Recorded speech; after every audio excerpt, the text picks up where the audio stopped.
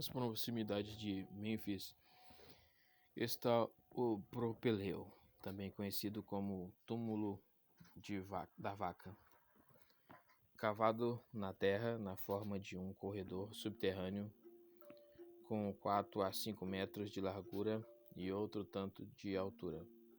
Avança na entrada da terra mais de 1 quilômetro.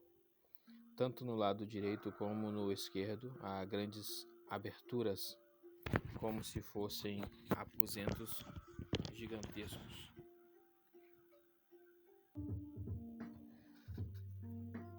Tanto no lado direito como no lado esquerdo há grandes aberturas, como se fossem aposentos gigantescos, e dentro deles um sarcófago de pedra com tampa monolítica. Tanto um como o outro pesam toneladas. Os sarcófagos guardavam o corpo das vacas sagradas. Nesse corredor que eu chamei de morte, chamei da morte, porque custou a vida de muitos escravos, há dezenas de sarcófagos. Os egípcios antigos tinham uma famosa publicação chamada Livro dos Mortos. Seu objetivo era guiar os que partiam para o além. Era um vade-mecum, para a outra vida. Nessa trajetória rumo à eternidade, animais, principalmente cães, serviam de guias aos peregrinos. As pragas que o Deus Todo-Poderoso, o Deus de Abraão, de Isaque e de Jacó, mandou contra o Egito, tinham como finalidade precípua desmoralizar os deuses do panteão egípcio.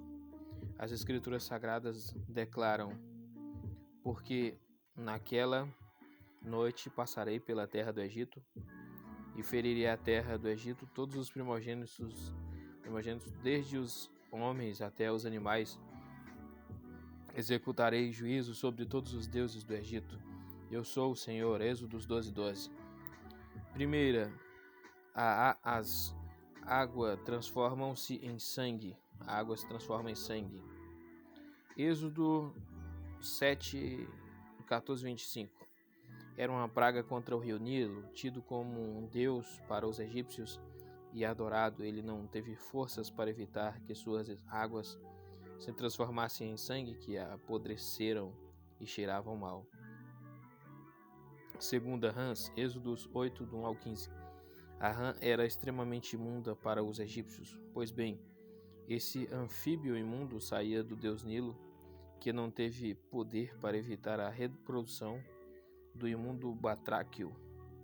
Era, pois, o sagrado produzindo o imundo, sem possibilidade de evitar sua proliferação. Terceira, piolhos. Êxodos 8:16-19. Os sacerdotes egípcios, ao ministrarem nos lugares sagrados, usavam vestes brancas de linho extremamente alvas, raspavam a cabeça e, antes de entrar para o lugar sagrado, eram examinados minuciosamente, porque não podiam ter no seu corpo ou nas suas vestes um piolho, inseto imundo e abjeto. Agora, entretanto, não era apenas um inseto, mas milhões deles nos sacerdotes, ao rei e sua família, nos magos e no povo em geral. Até nos lugares sagrados e nos próprios ídolos, os piolhos penetraram. Era uma profanação dos deuses. Quarta, moscas. Êxodos 8:20-32. Os egípcios tinham um deus chamado Beuzebu, poderoso para afugentar moscas. Enxames de moscas cobriam a terra do Egito. Infernaram o faraó e seu povo. Sacerdotes e magos chamaram a Beuzebu que retirasse as moscas. Nada aconteceu, mas um Deus desmoralizado na terra de Gósen, Êxodos 8:22. Não houve moscas, porque ali operava o poder do Senhor dos senhores. A praga de moscas só deixou a terra do Egito pela ordem de Moisés, servo do Deus Altíssimo. O juízo de Deus foi derramado sobre os ídolos do Egito. Quinta, peste nos animais, Êxodo 9:1-7. Os egípcios consideravam alguns de seus animais sagrados, outros eram até adorados. Animais sagrados morreram vitimados pela peste brutal. Eram deuses, mas não se livraram do juízo do Deus Supremo, o Senhor do Universo. não conseguiram evitar que outros animais morressem. Eram deuses impotentes. Sexta, as úlceras, Êxodos 9, do 8 ao 12. Por ordem de Moisés, servo do Deus Altíssimo, começaram a aparecer úlceras nos homens e nos animais. Os egípcios recorreram ao deus Tifon, pois acreditavam que ele seria capaz de livrá-los da dor e da morte. Tifon, entretanto, nada pôde fazer em favor deles.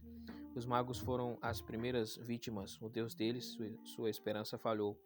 O juízo do Todo-Poderoso esmagou Tifon. Sétima, chuva de pedras, Êxodos 9, 13 a 35. A deusa Serapis protegia a lavoura. O Deus de Moisés mandou sobre o Egito chuvas de pedras. O Egito era o país essencialmente agrícola, vivia do que lhe dava a terra.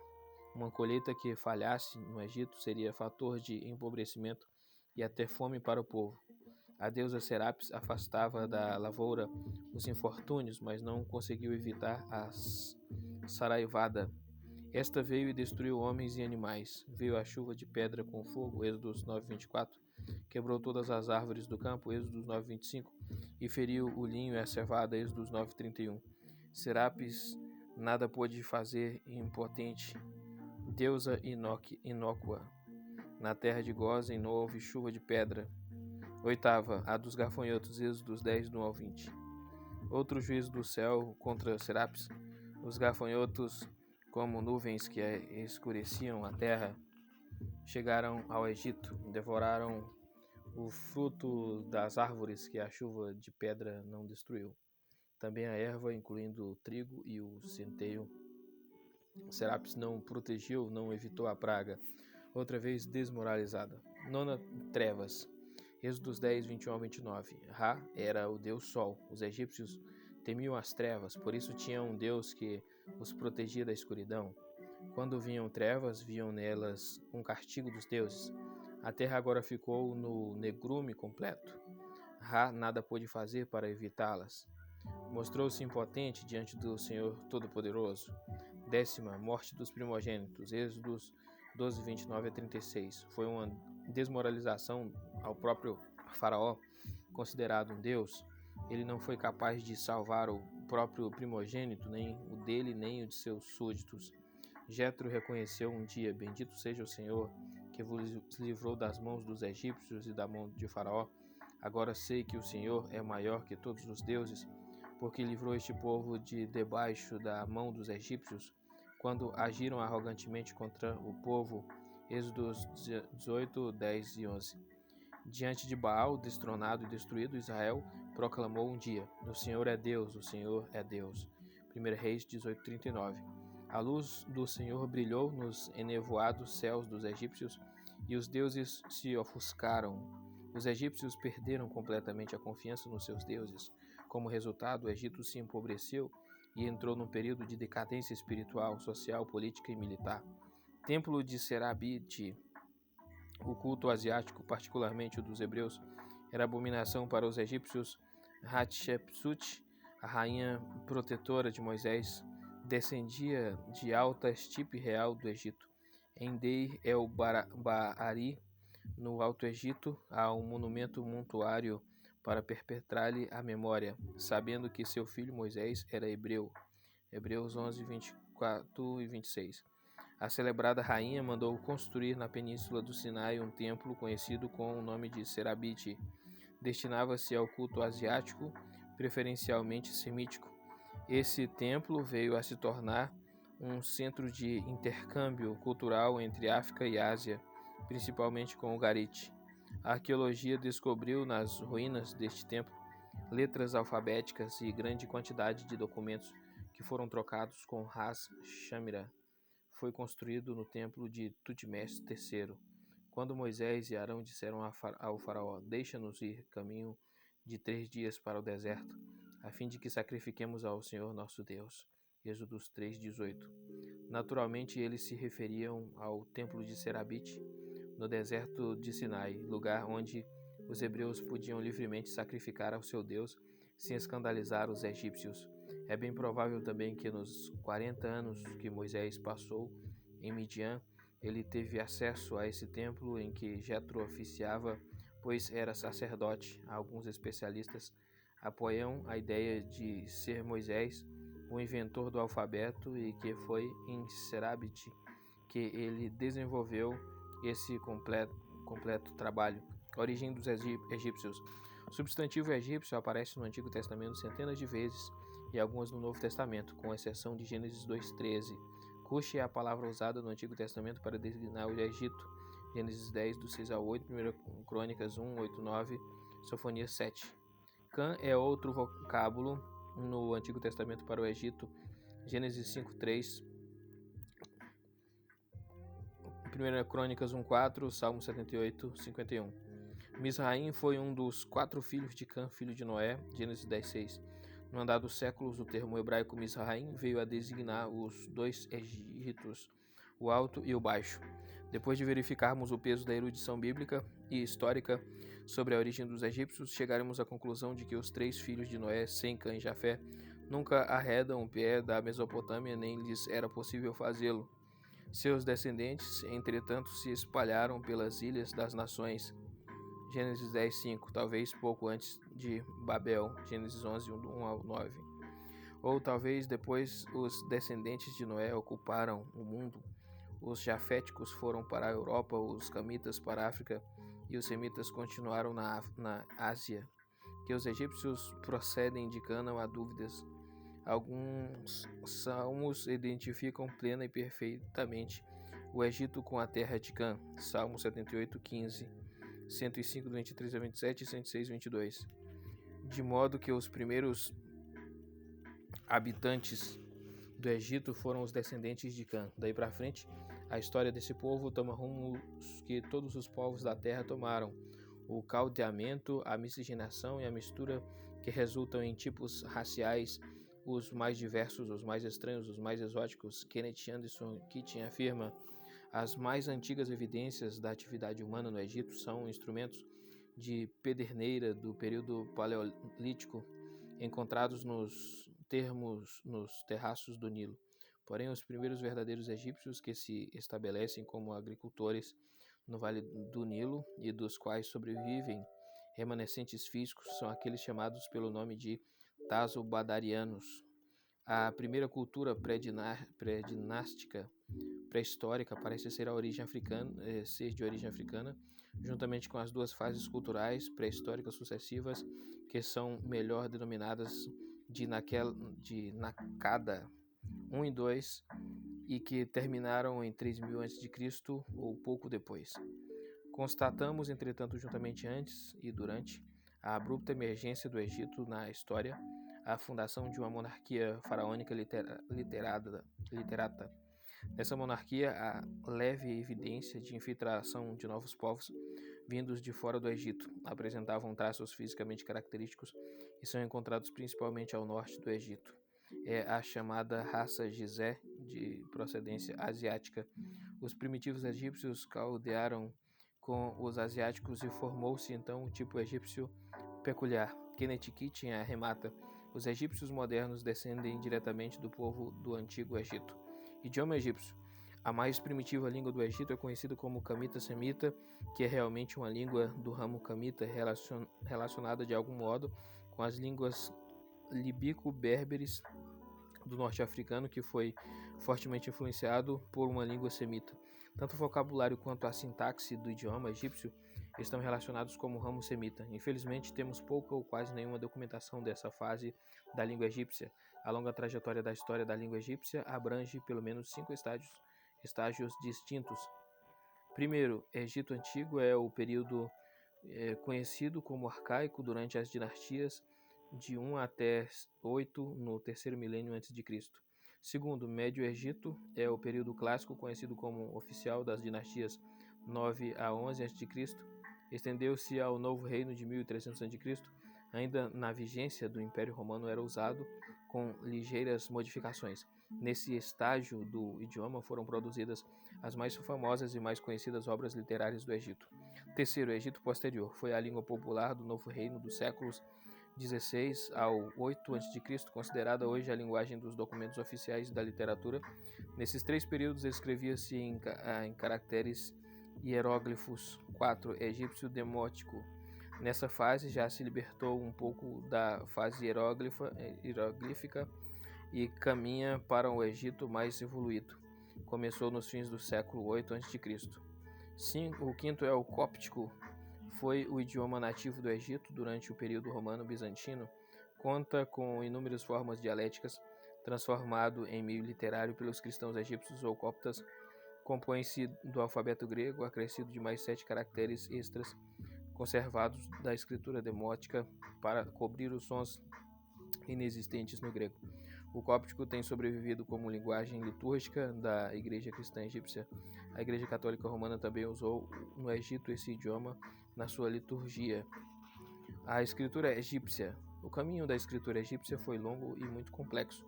Entretanto, podemos assinalar 3 nítidos estágios em seu desenvolvimento. 1. A escrita é hieróglifa. Hieróglifo ou hieróglifo. É hieróglifo, né? Vem do grego hieros, sagrado, mais grifos, que esculpir.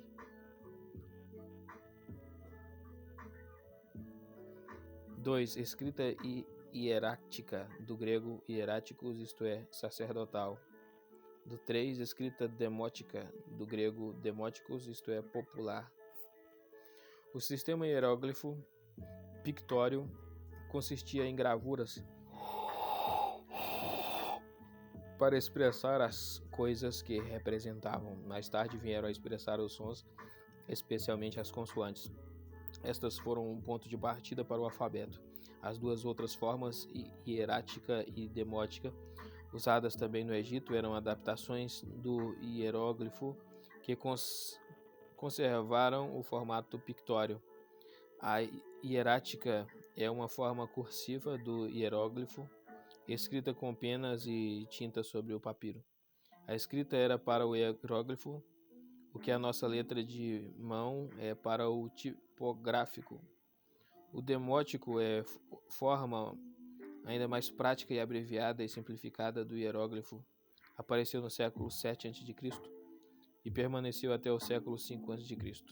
Tendo como base a pedra Rosetta, Jean-François Champollion decifrou a escrita hieróglifa sobre uma cópia da referida pedra em 1808. Champollion nunca chegou a ver a pedra Rosetta. Antes de Champollion, os sábios julgaram que as inscrições dos grandes monumentos do Egito, nos mausoléus, nas grandes estátuas, nos obeliscos, nas paredes dos templos, nos sarcófagos e nas rochas não passavam de figuras artísticas.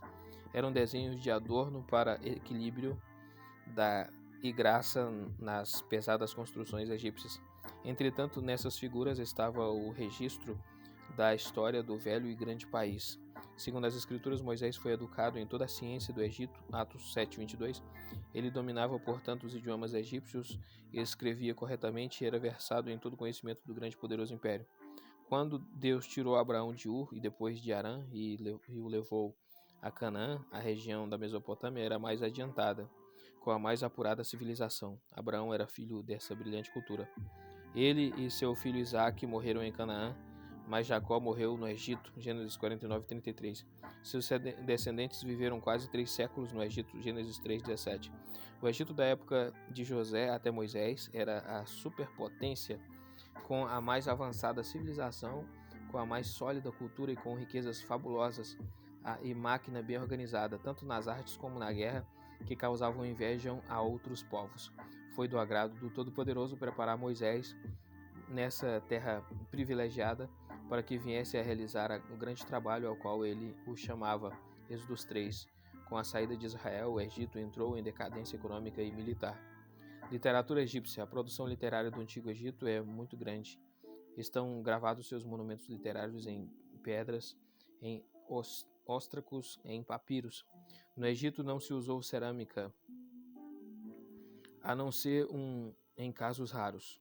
Quase sempre a cerâmica encontrada no Egito não era produção egípcia e sim recebida em outras terras, como é o caso de cartas de Tel el Amarna.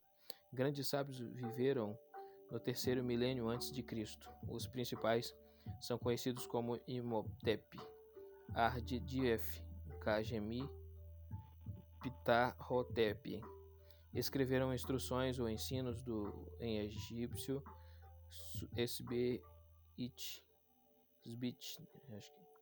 que consistem de coleções de escritos e máximas, e a mais bem preservada dessas máximas é a de Ptahhotep, em edição francesa de Zabá, intitulada Les Maximes de Ptahhotep. No período intermediário, quando a sociedade egípcia começou a decair, destacam-se as admoestações de Bulwer na obra Disputa de um Homem Cansado da Vida com Sua Alma. O trabalho reflete a agonia deste período cheio de fantasias e vidas vazias. Outra obra é a Instrução para o Rei Mericone. No princípio do segundo milênio antes de Cristo surgem estas obras: a biografia de Sinui, o marinheiro naufragado, profecia de Neferhorro, o homem e seu filho, instrução de Queti, filho de Dualf, ou sátira dos oficiais. No fim do segundo milênio antes de Cristo, o príncipe condenado de antemão, história dos dois irmãos, tomada de Jope, obra precursora de Ali Baba e os 40 ladrões, desventura de Vanamun. Os grandes feitos dos faraós foram contados em versos líricos, reais e religiosos, com as instruções de Ani e de Amenemop, etc. No primeiro milênio, na escrita demótica, temos as instruções de Onchesonji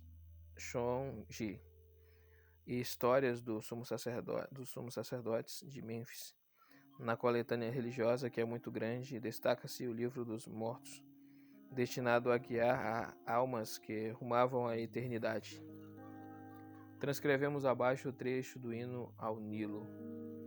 Salve, ó Nilo, que sais da terra e vens dar vida ao Egito, o que dá de beber ao deserto e ao lugar distante da água, o que faz a cevada e dá vida ao trigo, para que ele possa tornar festivos os tempos. Se ele é preguiçoso, então as narinas se tapam e todos ficam pobres. Se por isso há um corte nas ofertas de alimentos dos deuses, então 1 milhão de homens aparece entre os mortais e pratica-se a avareza. Mas as gerações de teus filhos alegram-se por ti e os homens te saúdam como um rei de leis estáveis que chegam à época própria e enchem o alto e o baixo Egito. Sempre que se bebe água, todos os olhos se voltam para aquele que dá em excesso os seus bens. Se és muito lento para subir, são poucas as pessoas e suplica-se pela água do ano. O rico parece então preocupado e vence todos os homens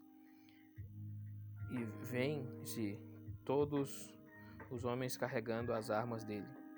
Quando o Nilo transborda, oferendas são feitas a ti, bois sacrificados a ti, grandes oblações são feitas a ti. Engordam-se aves para ti, calçam-se leões no deserto para ti, acende-se fogo para ti, fazem-se ofertas a todos os outros deuses como se fazem ao Nilo, com superior incenso, bois, gado, aves e chamas. Bem-ajas, verdejante rio, bem-ajas, verdejante rio, bem-ajas tu, ó Nilo, rio verdejante, que dás vida ao homem e ao gado. Cronologia do Egito. Segue uma relação cronológica dos grandes períodos da história egípcia, dos principais monarcas e as épocas em que reinaram no Egito. Os mais eminentes egiptólogos não estão em concorde na determinação de alguns dos reis e do tempo em que reinaram. Os dados são prováveis e nunca definitivos. Isso tudo é muito relativo. Primeiro, época pré-histórica.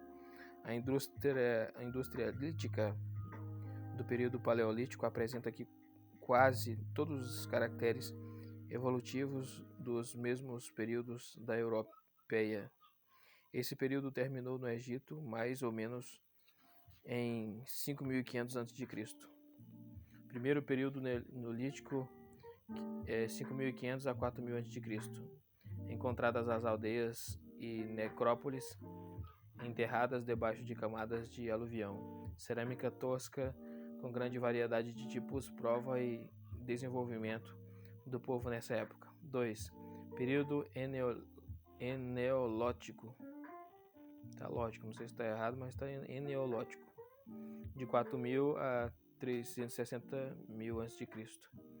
Simples continuação do período anterior. O cobre foi conhecido no Egito muito tarde.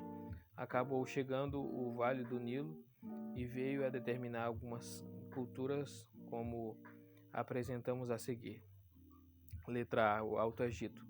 Cultura taziense, badariense.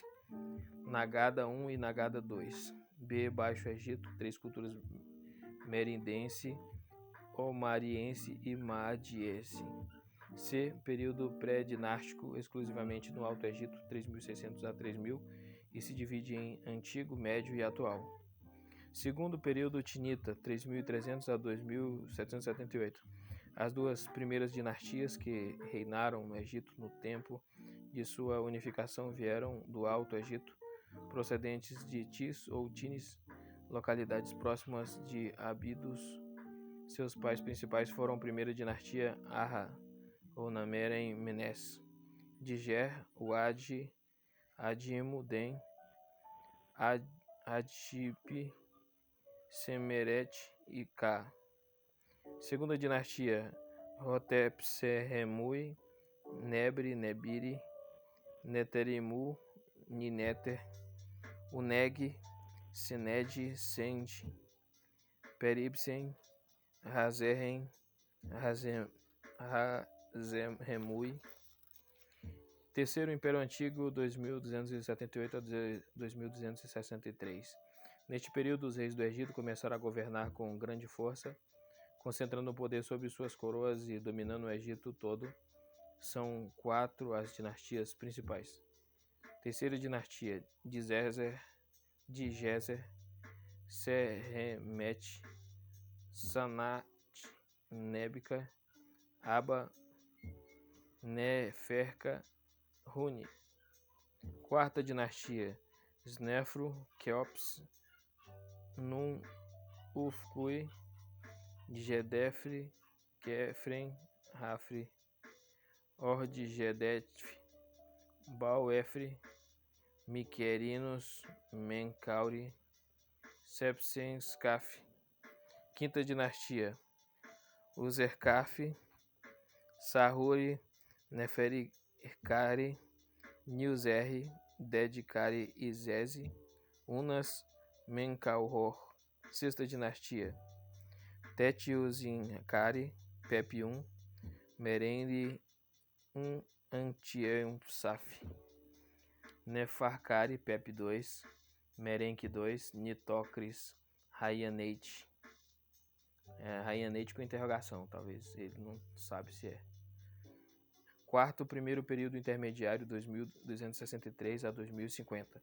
Sétima e oitava dinastias, apenas uma interrogação. Houve reis que governaram, mas não há registros de nenhum deles na história. Nona e décima dinastias. A sexta dinastia terminou com violenta crise de poder. A sétima governou com dificuldade. Os reis da oitava foram subjugados pelos reis Heracleopolitas da nona dinastia. A segunda dinastia de reis procedentes da nona dinastia foram vencidos pelos monarcas tebanos, que iniciaram um período histórico e brilhante. Meribre et I, Nebicauri et II, Nefercari, Uahari et III, Mericari, Antef III. Quinto Império Médio, 2050 a 1785. O país havia voltado provavelmente durante as dinastias sétima e oitava a ser um aglomerado feudal. Nova unificação começou com os reis da 11ª dinastia, alcançando seu apogeu com a 12ª. 11ª dinastia, Seanibtaui Mentuhotep I, Neblepetri Mentuhotep II, Neblepetri Mentuhotep III, Seancari Mentuhotep IV, Nebtauiri Mentuhotep V. Duodécima dinastia, Amenemhat I, Sesostris I, Amenemhat II, Sesostris II, Sesostris III, Amenemhat III, Amenemhat IV, Sebecknefruri VI, segundo período intermediário, 1785-1550. Um período sombrio da história do Egito. Os dados históricos deste período de cronologia atrabiliária e de quase nenhuma informação segura são escassos. Durante a vigência da sétima-quarta dinastia, os Ixus, os reis pastores, penetraram no Egito pela delta e permaneceram até a 18ª dinastia, quando então foram expulsos do país. 13ª dinastia. O núcleo de reis é indeterminado. Nada se pode precisar no decurso desse período. 14ª dinastia. Não há lista de reis que governaram o Egito neste período. 15ª dinastia. Sabe-se que 3 reis governaram neste período: Ian, desconhecido ao Zerri Apop. 16ª dinastia. Os reis Ixus registraram seus nomes nas pedras e papiros do Egito. Porém, quando os egípcios retomaram o poder, apagaram todo e qualquer vestígio dos invasores intrusos. Com os 2 Ixus, os vestígios de José e sua família foram também apagados. Não se conservou nenhum nome dos reis da 17ª dinastia. 17ª dinastia, Serhentemri-Tal, Sequeneri-Tal, Uadjiperi-Camoses. Sétimo Novo Império, 1580-1085. Essa é a época da magnificência para o Egito. Tudo floresceu no país. Fontes históricas atestam uma fabulosa riqueza canalizada para o Egito. Poderosos monarcas reinaram, os Ixus foram expulsos. Os egípcios retomaram o reino e governaram com grande poder. 18ª dinastia. Amoses, 1580-1555. Amenófis, 1558-1530. Tutmoses I, 1530-1520. Tutmoses II, 1520-1504. Hatshepsut, 1504-1483. Tutmoses III, 1483-1450. Amenófis II, 1450-1425. Tutmoses IV, 1425-1408. Amenófis III, 1408-1372. Akhenaton, 1372-1354. Tutankhamon, 1354-1352. Ai, 1352-1343. Oremeb, 1343-1314. 19ª dinastia, Ramsés I, 1314-1312. Seti I, 1312-1298. Ramsés II, de 1298 a 1232. Mar-Neptah, 1235 a 1224. Amenimoses Merneptah-Siptah, reinou 6 anos. Sete II, Ramsés-Siptah e Arzo, 1200. 20ª dinastia. Setnat, 1200-1198. Ramsés III, 1198-1166. Ramsés IV reinou 6 anos. Ramsés V reinou 4 anos. Ramsés VI, curto reinado. Ramsés VII reinou 7 anos. Ramsés VIII reinou efêmero. Ramsés IX reinou 19 anos. Ramsés X reinou 3 anos. E Ramsés XI reinou 27 anos. Baixo Egito, 1085 a 333. Reinaram as dinastias 21ª até a 30ª. Reis de procedência desconhecida vieram a governar o Egito. Apesar disso, a história do período é homogênea e com bastante progresso. 21ª dinastia, 1085 a 950.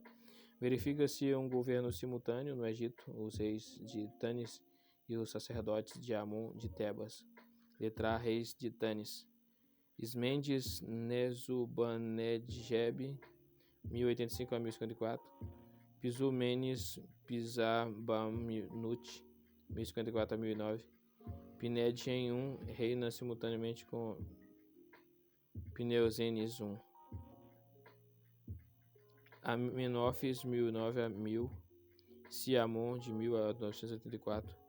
Pisumenes II, 984 a 915. Não, é 950. B. Grandes sacerdotes de Amon de Tebas.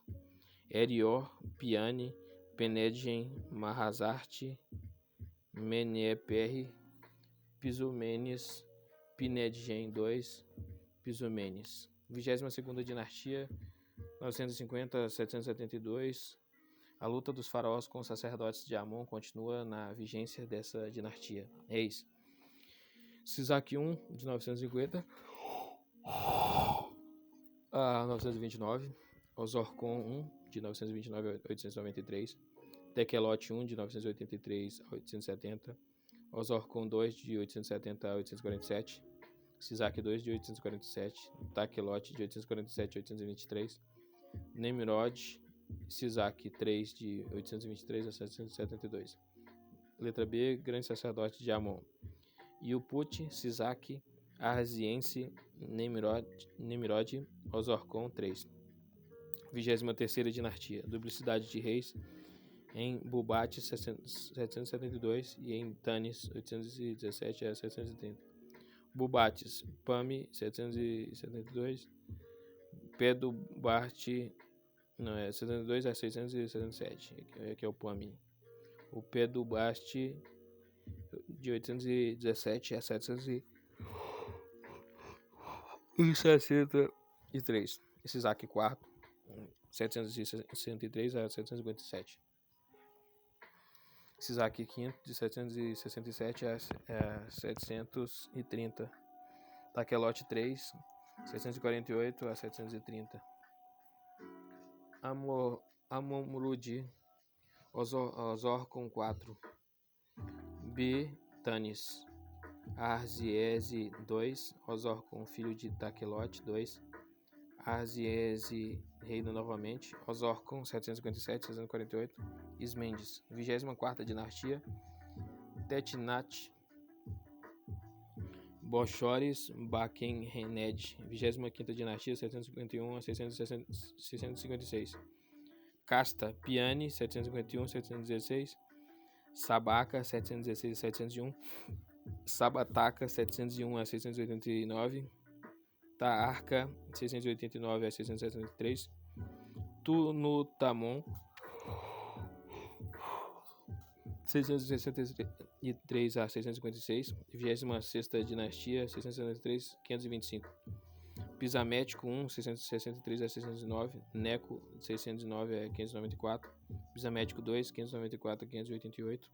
Apries, 588 a 568. Amasis, de 568 a 526. Pisamético III, 526 a 525. 9. Primeiro período persa, 525 a 404. De Pisamético II até o domínio macedônico, a história do Egito se confunde com a dos persas. Os principais reis desse período são a 27ª dinastia, Cambises, 525 a 522. Dário I, de 522 a 485. Xerxes I, de 485 a 465. Artaxerxes I, de 465 a 4240. Dário II, de 424 a 404. 28ª dinastia, de 404 a 398. Governa um só rei, procedente de Sais e conhecido como Amirteu ou Amenertais.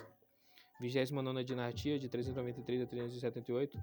Neferites I, Naifaurud, 398 a 393. Mutes, de 392 a 391. Pisamutes, de 391 a 390. Achores, Racores, 380 a 378. Neferites II, 378. 30ª dinastia, 378 a 360. Nectanebo I, Netnebef, 378.